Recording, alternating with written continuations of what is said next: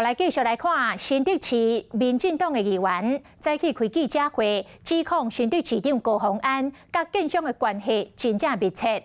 讲市府万圣节活动招标的厂商利奥这间整合行销公司，就是高虹安的男朋友李中庭所牵的线，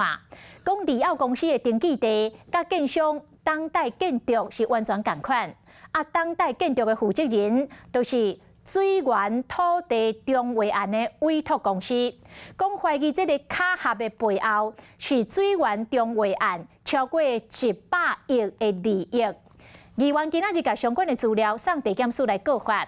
新竹市政府嘛展出着公文来反驳，讲这个中维案是林志坚任内就进行了。市府嘛提出着发票的证明，毋是像外界所讲的利奥公司关注高虹安，讲10万外块是市府甲利奥公司买家具甲文宣品的费用。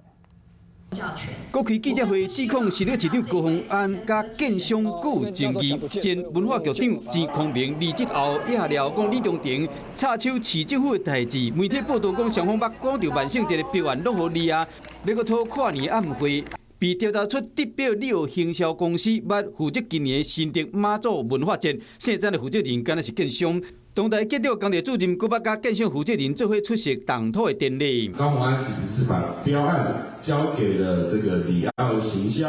而里奥行销不是实际上是一家建设公司哦。李中庭敢若有倒牵线，利奥行销公司登记甲建商东台建筑是共一位。公司姓周的代表人明海不动产即马主导100亿的中维案。这间公司进前佫捌提供高虹安竞选的办公室，至于利奥只是白手套牵涉真济不法的代志。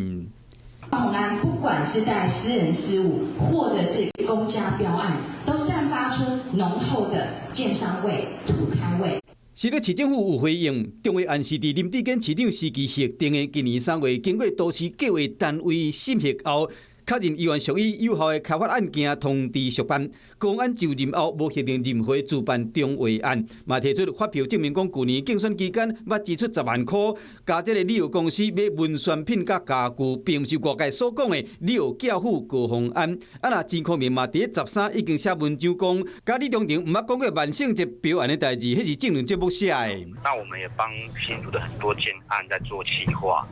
不止当代，还有其他间。那都有正常的发票往来。利奥公司设站的负责人表示无奈，高虹安最近有真济争议，背后拢敢若有建商的影，嘛互外界有真济联想。